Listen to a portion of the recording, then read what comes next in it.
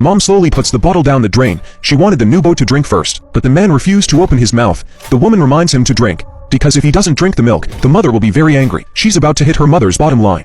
The woman puts her mouth on him and sucks on him. She kept making baby noises. I thought the mom wouldn't be angry now, but the next moment she turned the bottle to the man.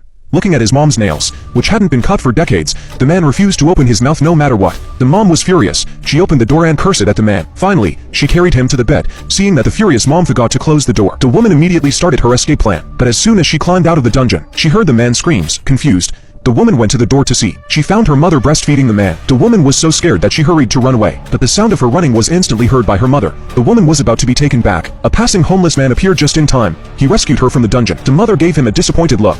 The woman rushed to her senses and said, "There's a terrible monster living in the basement." But the hobo said the monster wasn't scary. But the tramp said the monster wasn't scary. There was something even scarier than Mom. But the woman didn't have time to listen to the story. She rushed to the police to call them to tell them there was a terrible monster in the basement. But when they saw how dirty she was, it thought she was a psychopath. They drove off in a huff. A few days ago, a woman found something strange in the house she just rented. She found a thick rope on the wall. To satisfy her curiosity, she tugged on it and opened a secret door in the basement. She was afraid to go in the dark, but her boyfriend broke in.